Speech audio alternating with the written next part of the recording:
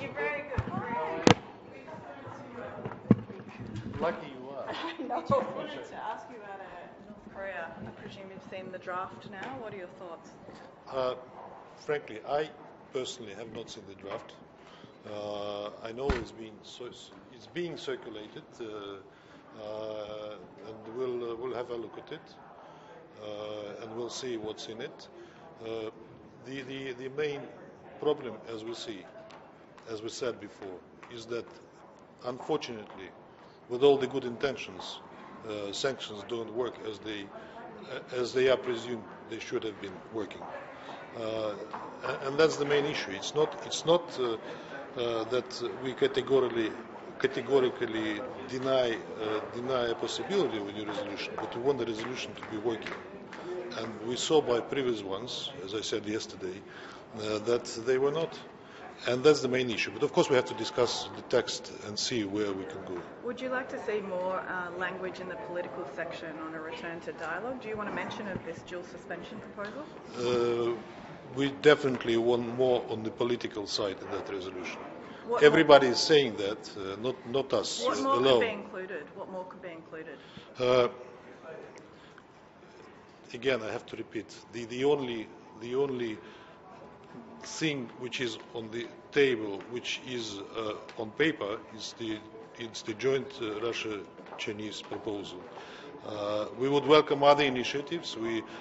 I've heard yesterday that the Swiss offered their mediation. I didn't see the details, but if that works, I'll be happy. Is anybody working behind the scenes? Are there diplomatic contacts between capitals? I hope so. I hope so. Is anybody that you know actually talking to Kim Jong-un's regime? You mean talking personally? We have contacts through the embassy. We have an embassy there. We have an embassy in Moscow. China also has embassies. Its embassy in Pyongyang and in Beijing, and I'm sure they are talking. I don't know how fruitful these talks are. Will you be pushing for a mention of the freeze-for-freeze proposal in this new resolution? The joint suspension proposal of Russia and China, do you want that referenced in the new resolution? We want a reference to the need of a political dialogue based on the recent initiatives that has been undertaken. And the exact language we'll have to see. Ambassador, you said in the Russian press that you want a separate draft resolution on diplomacy to resolve. I would say we need maybe a separate political resolution which stresses diplomacy rather than sanctions. That's true, I did. Okay, but do you think there should be a separate one, or should the language be included in this one? Let's see how it works. It's difficult to say at the moment. Maybe I'll brief you on another more important subject that I made when in the council. You might have missed it. Yeah. You didn't. Of course, nothing misses you. I know by now. We listen to you. I've announced that on the instructions from Moscow, I sent a letter both to the Secretary General and the President of the Security Council, asking them to circulate a draft resolution on the United Nations mission on supporting protecting the special monetary mission of the OSCE in the southeast of Ukraine. That letter has gone out this morning. You know that our President, in his interview during the BRICS summit, was speaking about that. So we had that sent for circulation among the Council members, and we hope for a meaningful dialogue on that thing, which we think would help to bring peace in this part of Ukraine. When do you think that could be voted on? We're not talking about voting yet. We circulated it for consideration. Consideration during this week can be only on an expert level because the Council has gone to Addis. It will return from Addis on the 9th, and then starting next week we can discuss it in the full House. Do you think Monday is optimistic for a vote? Sorry? Do you think Monday is a little optimistic for a vote on North Korea? On The North US I think ambassador it's a little premature. I would say I don't think we'll be able to rush it so fast. Do you think the UN can act before the US or another country acts independently? Again. President Trump today said that he's going to allow South Korea and Japan to buy more weapons. Do you think the UN can act before the U.S. acts independently, or South Korea or Japan? You mean that the U.S. acts independently on what? Military-wise.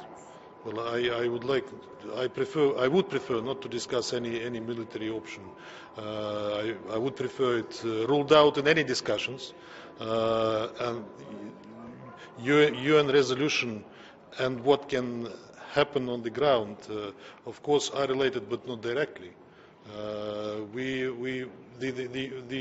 The timing of the UN resolution is a bit premature. That's what I was saying. That we possibly wouldn't be able to adopt it by next Monday, especially given that the Council is out. It will come back on the 9th, and Monday will be the first working day. Have you seen a text? Nobody's seen a text yet. I haven't. I tell you in absolutely earnestly.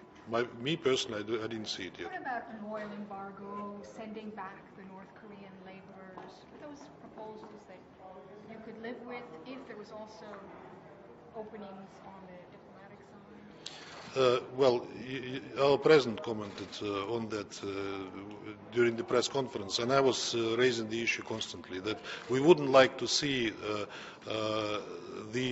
the ordinary people, the citizens of Korea, suffering for what their leadership is doing.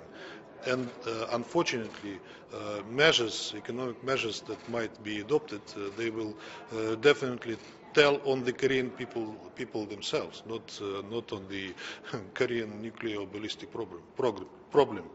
The problem should be discussed in a different format. It should be discussed and solved politically and diplomatically. We said it many times. We still repeat it. Ambassador, about Myanmar, I would like to ask you. Last week there was a Security Council meeting about it.